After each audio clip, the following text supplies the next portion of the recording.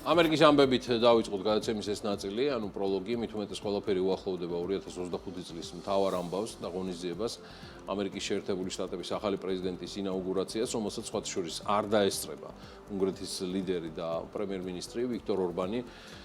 გაუგზავნეს, არ გაუგზავნეს მოსაწვევი, მოკლედ, რადგან ასე არ ხდება ინაუგურაციაზეო, ვიქტორ ორბანის პრეს-სპიკერი ბერტალან ჰავაში ამბობს, რომ აი იმ დღეს ზუსტად 20 იანვარს ორბანი ევროკავშირის საბჭოს წინაშე უნგრეთის თავმჯდომარეობის 6 თვის ანგარიშებს შეაჯამებს. რა გითხრათ? მიუხედავად იმისა, რომ ორბანი ითვლება ტრამპის მოკავშირედ ევროპაში, ფაქტია, მათ ურთიერთობაში არის ბევრი რამ შეცვლილი, ეს აშკარად ჩანდა ბატონი ორბანის ბოლო ვიზიტისას შეერთებულ შტატებში, სადაც დონალდ ტრამპის ფლორიდის სასახლეში მე მგონი შედარებით ცივი შეხვედრა მოუწყეს საერთო ფოტოების გარეშეც ილონ მასკის ამარა და ტრამპის სხვა მრჩევლები, რომლებიც ესწრებოდნენ ამ შეხვედრას, ეს იმ დღეებშიც თქვი, ანუ შედარებით შეცვლილ ურთიერთობებზე ტრამპს და ორბანს შორის და მგონი მისი არ დასწრება ინაუგურაციაზე უნდა იყოს გარკვეული სიგნალი იმ ქვეყნებისთვის, ვის ინტერესებსაც და ლობისტსაც წარმოადგენდა ბატონი ორბანი. იგულისხმება პირველ რიგში საქართველოს და ცხადია აზერბაიჯანი.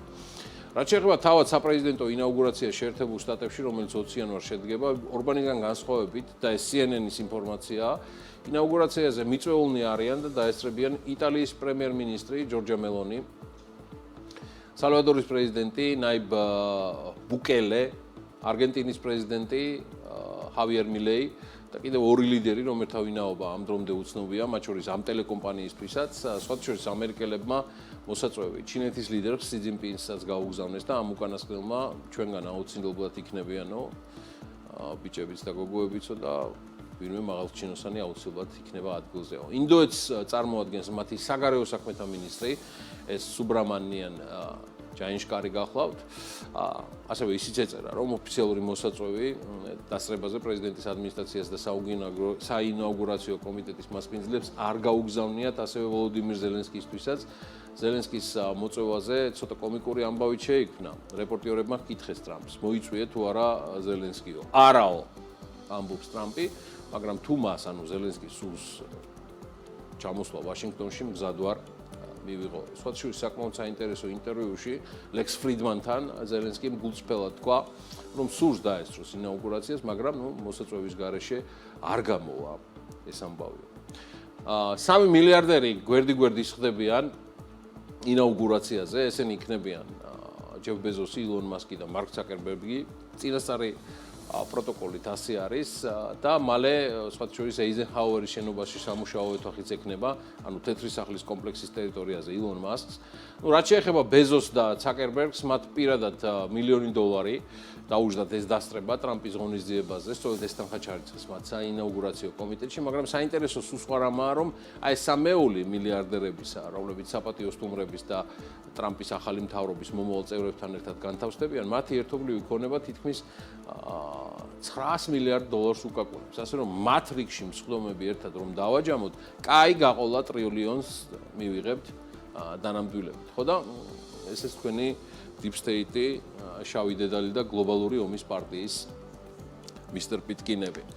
მიუხედავად იმისა, რომ ტრამპმა ამოაყირავა ტრადიცია და 1857 წლის შემდეგ სხვა ქვეყნების ოფიციალური პირები არასდროს მოწვეულან ინაუგურაციაზე, მნიშვნელოვანია, რომ ის, ანუ ტრამპი 100-მდე განკარგულებას გეგმავს ხელი მოაწეროს, რომელიც სხვადასხვა სენატორების თუ მისი გუნდის წევრების თქმით, კაი გაყოლა შეატორტმანებს ეკონომიკას და მისი მიგრაციის მიმართულებებს, ასე რომ ამასაც უნდა დაველოდოთ 20 იანვარს და ცხადია, ხელშეუხებელია ამერიკელთა კიდევ ერთი საინაუგურაციო ტრადიცია, ყოფილი პრეზიდენტები მეუღლითურთ დაესწრებიან ინაუგურაციას, აქელიან ჰილარი და ბილ კლინტონებს, შეხარჩემ ბატონი ელიან ჯორჯ და ლორა ბუშებს, ინაუგურაციას დაესწრება ბარაკ ობამას, თუმცა მარტო მიშელ ობამას გარეშე. სწორედ საკმაოდ კარგად იმუსაიფეს ტრამპმა და ობამამ ჯიმი კარტერის გასვენებაზე, რამაც ასევე მათმა მუსაიფმა დიდი მითქმა-მოთქმა გამოიწვია. რაც შეეხება წამსვლელ პრეზიდენტს, ვიდრე გამოსამშვიდობებელ სიტყვას იტყოდა, ერთ-ერთ კომენტარში ჯოზეფ ბაიდენმა აღიარა, რომ ნამეტნავად მოხუცდი პრეზიდენტის შემდგომი, ანუ მეორე ვადისთვისო. ბაიდენი ადასტურებს თავის გამოსვლაში, რომ მისი დამსახურებები ამერიკის და მსოფლიოს წინაშე შედეგებს მომავალ წლებში და დეკადაში მოიტანს, მას არ უხსენებია გამოსამშვიდობებელ სიტყვაში რუსეთის ფედერაცია, ახსენა, რომ მაქსიმალურად გაძლიერდა ნატო და გააკეთა ყველაფერი უკრაინის დამოუკიდებლობის შენარჩუნებისთვის, ასევე მოახერხა და ღაზას სექტორში შეთანხმდა სამშვიდობო გეგმა.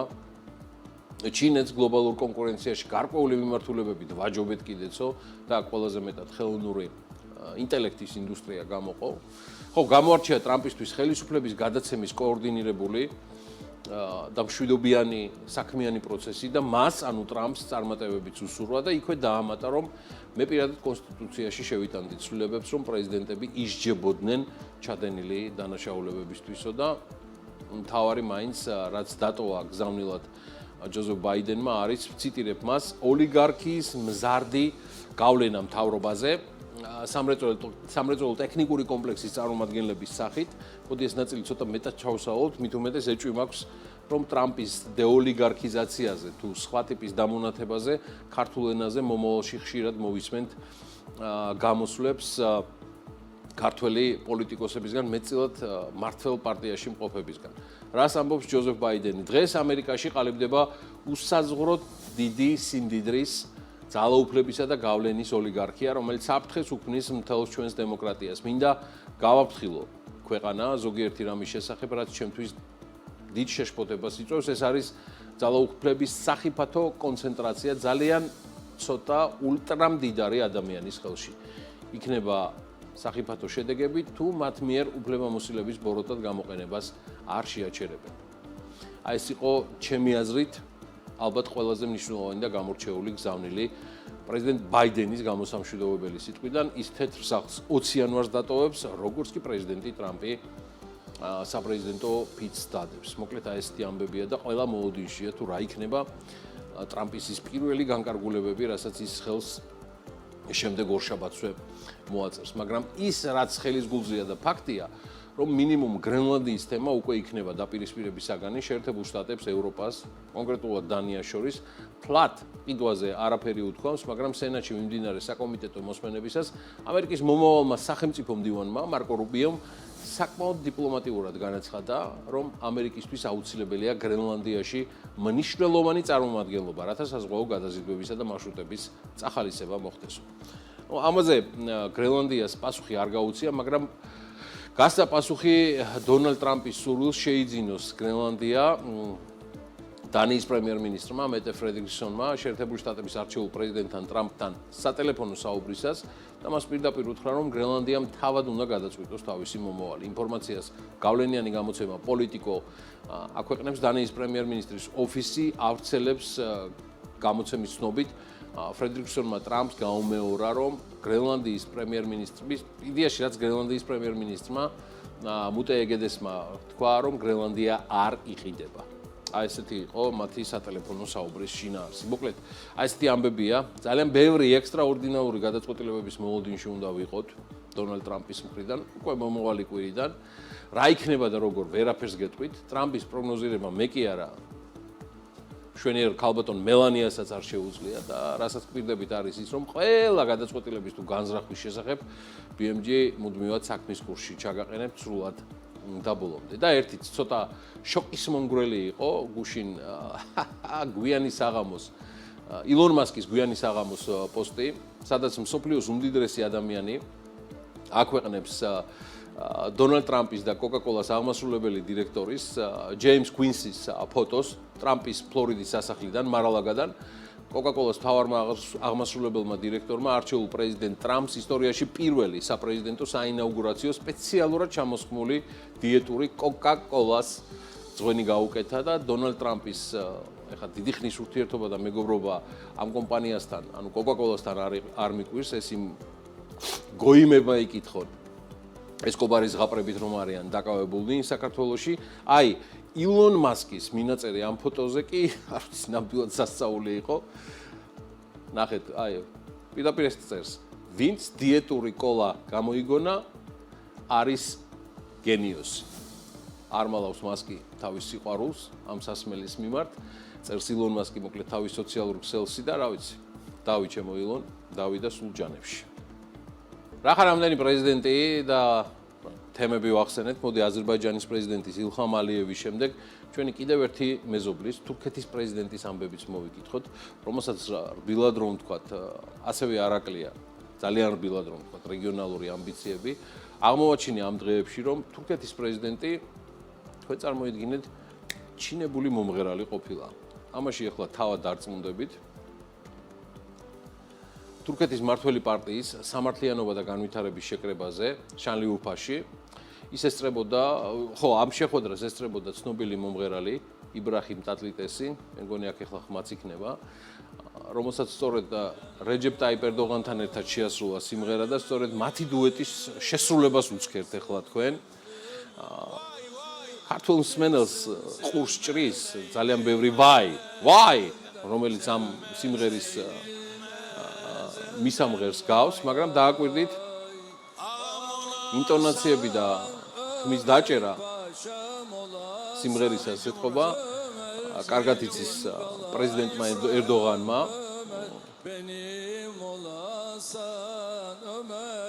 რომელიც ჩემი აზრით არაჩვეულებრივად აყვა გამოჩენილ თურქ მომღერალს.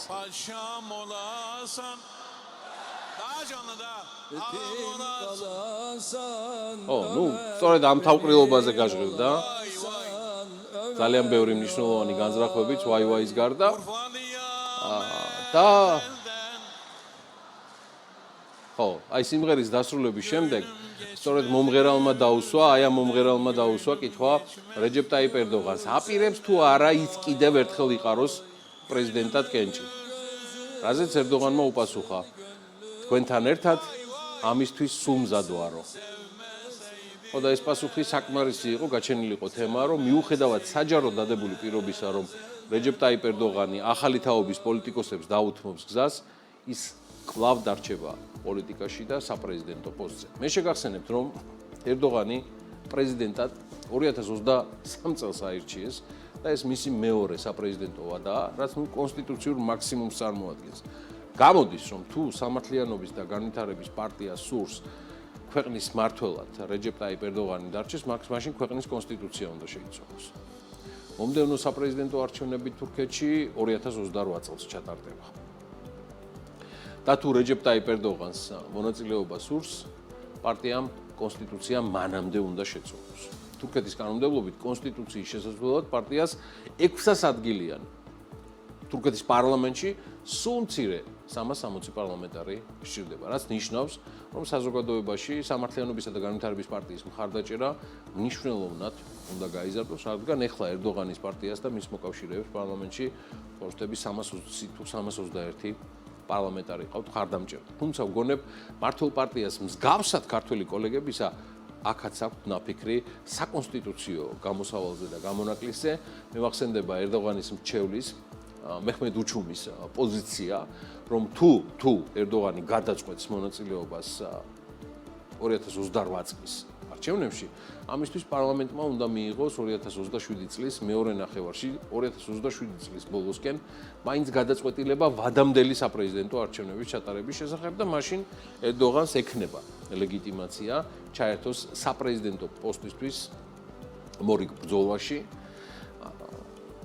აი ეს ასეთი გეგმებია სამხრეთელი მეზობლისკენ, რომელიც ჩვენი უმსხვილესი სავაჭრო პარტნიორი ქვეყანაა და მინდა საქმის კურსში იყოთ ყველა დეტალისა, რაც ამ ქვეყნის ირგვლივ ხდება, რომლის ამბიციებშიც მერწმუნეთ, მათ შორის არა ერთმორწმუნე საქართველოც არის და საკმაოდ სუყეთ წარმოდგენილი და თან იმ პირობებში, რომ ერდოღანი სირიის ამბებს შემდეგნაირად აწვდის საზოგადოებას და საუბრობს უკვე და მიაჩნია, რომ ბაშარ ალ-ასადის რეჟიმის შეცვლა სირიაში მათ შორის თურქეთის გამარჯვებაც არის, როგორც არაბული მეზობელი ქვეყნისა და ის, ვისაც არ უხარია ასადის რეჟიმის დასრულებაო, ამბობს ერდოღანი, მას არ უხარია თურქეთის გამარჯვებაო და ვერც ხარშავენ ამ ამბავს. მე შეგახსენებთ, რომ სირიაში გარდამავალი მინისტრთა კაბინეტის ხელმძღვანელად თავი გამოაცხადა იდლიბის პროვინციის ხელმძღვანელმა მუჰამედ ალ-ბაშირმა. ის რეჯეპ ტაიპ ერდოღანის უსაზღვრო მხარდაჭერით სარგებლობს და გარდამავალი კაბინეტი სირიაში იმოქმედებს 1 მარტამდე, ანუ ვიდრე ჩატარდება ახალი არჩევნები სირიაში. ბევრი საინტერესო შეხვედრებს შორის სირიის ლიდერს სირიის ახალ ლიდერს შეხვედრა ჰქონდა უკრაინის საგარეო საქმეთა მინისტრთანაც. მრავალ ერთობლივ პროექტზე ვისაუბრეთო და ზოგადად თურქეთის პრეზიდენტი მსოფლიოს ქვეყნებს მოუწოდებს ჩაერთეთ სირიის აღდგენაშიო, რომელიც მისი, ანუ ერდოღანის დათვლით განადგურებულია და მინიმუმ 9 ტრილიონის, ანუ 500 მილიარდი დოლარის ინვესტირებას საჭიროებს. რახან თურქეთი ვახსენეთ, ბარემ გეტყვით თუ ვის ეკუთვნის აწ უკვე კარგად გახმაურებული ობიექტი საქართველოში შერატონი ბათუმის სახით. საზოგადოებისთვის საყოველთაო გაფიცვაში გუშინწინდელი მონაწილეობის და მხარდაჭერის გარდა განხილვის ერთი მთავარი თემაა პოლიტიკოსის ყოფილი შინაგან საქმეთა და პრემიერ-მინისტრის გიორგი გახარიაზე თავდასხმა გახლდათ. დაზარალებულია ასევე ჟურნალისტი ზვიად ხორიძე, რომელთანაც ინციდენტი გახარიასთან დატაკებამდე 20-ოდე წუთით ადრე მოხდა. იცით, ინციდენტი თუ ამას შეიძლება ეწოდოს ინციდენტი, განვითარდა ბათუმში, იქაურ ერთ-ერთ ყველაზე პირველ აშენებულ სასტუმროში. ხო, დიახ, ვისაც არ გახსოვთ, პირად პრეზიდენტ სააკაშვილის და ლევან ვარშალომიძის ჩართულობით ბათუმი შერატონი აჭარაში ერთ-ერთი პირველი 5 ვარსკვლავიანი სასტუმრო იყო. ის 2011 წელს 80 მილიონიანი ინვესტიციით გაიხსნა. სასტუმროს მფლობელია თურქეთის ერთ-ერთი მსხვილი საინვესტიციო ჰოლდინგი ნუროლი, რომლის შემადგენლობაში შედის საფინანსო სამშენებლო, ინფრასტრუქტურის, ენერგეტიკის, მრეწველობის, უძრავი ქონების და ტურიზმის სექტორის კომპანიები. ჯგუფის შემოსავლები 2023 წელს 42 მილიარდ თურქულ ლირას, ანუ 1,5 მილიარდი დოლარი იყო დაახლოებით და ჯგუფის მოგება აღნიშნულ წელს 300 მილიონ დოლარს შეადგენდა. ჯგუფის აქტივები 4,5 მილიარდ დოლარამდე ითვლის. რაც შეეხება უშუალოდ ბათუმის შენატონს, კომპანიას 2023 წლის ფინანსური მაჩვენებლები გამოქვეყნებული აქვს საქართველოშიც, რომლის მიხედვითაც წლის განმავლობაში მათი შემოსავლები 1,5 მილიარდი ლარით 29 მილიონ 200,000 ლარამდე გაიზარდა. სასტუმროს მოგებამ 2023 წელს 3 მილიონი შეადგინა, შერატონ ბათუმი 203 ნომრისგან შედგება, სასტუმრო ოთახისგან. კომპანიის ჯამური აქტივები 70 მილიონ ლარს შეადგენს და ამასთან ბათუმი შერატონში განთავსებულია ბათუმის ერთ-ერთი უმსხვილესი სამორინე, რომლის შემოსავალიც 2023 წელს 67 მილიონი ლარი გახდა.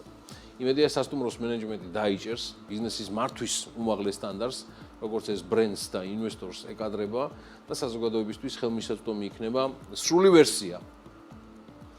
გუშინ წინ ღამით შერატონის ლობიში განვითარებული მოვლენებისა, სადაც როგორც გითხარით, ფიზიკურად გაუსწორდნენ ჯერ ზვიად ხორიძეს და შემდგომ უკვე პოლიტიკოს გიორგი გახარიაზე.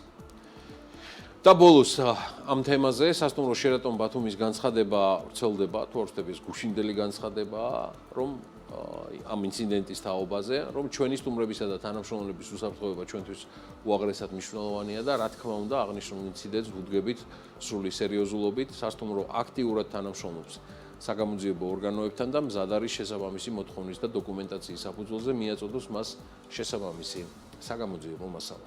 ნათქვამია შერატონ ბათუმის განცხადებაში იყო და ველოდებით კადრებსაც და გამოძიებასაც.